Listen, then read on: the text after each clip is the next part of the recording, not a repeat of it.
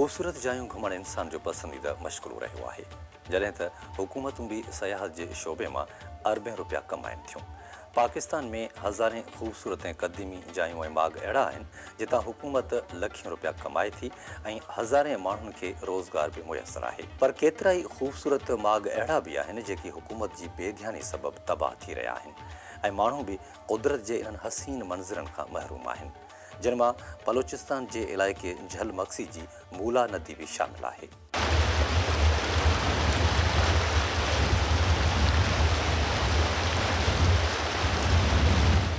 खीरथर पहाड़ियुनि जो पेट चीरे झलमक्सी में मुंहुं कढंदड़ मूला नदीअ खे अॼु बि हितां जा माण्हू पंहिंजी माउ सम्झनि था, छाकाणि त मूला न रुॻो हितां जे हज़ारें माण्हुनि जे जीदान जो ज़रियो बणियल आहे, पर हिन ई नदीअ जे पाणीअ ते हर साल हितां जी ठोठ बणियल ज़मीन साई चादर वेढ़े ख़ूबसूरती खे जनम ॾिए थी। बलोचिस्तान जी बूला नदी खां पोइ मूला ॿियो नंबर नदी आहे जंहिंमें हर वक़्तु पाणी मौजूदु हूंदो आहे। आमतौर ते जॾहिं बरसातूं पवंदियूं आहिनि त उन में पाणी जी सतह 3000 क्यूसिक ताईं थी वेंदी आहे, न त हर वक़्तु हिन नदीअ में घटि 1200 क्यूसिक पाणी मौजूदु हूंदो आहे। झलमक्सी जे ॾखण तरफ़ खीरथर जबलनि जे क़तारुनि में राॼ कंदड़ मूला नदी जेतोणीकि झलमक्सी शहर खां 18 किलोमीटरनि जे मुफ़ासिले ते आहे, पर मूला नदी ताईं पहुचण लाइ हिकु पथरीलो रस्तो पार करणो पवे थो, जंहिं करे झलमक्सी खां मूला नदी ताईं पहुचण में 1 कलाक खां 1.5 कलाक लॻी वञे थो। मूला नदी में वहंदड़ पाणी जेतिरो थधो ऐं मिठो आहे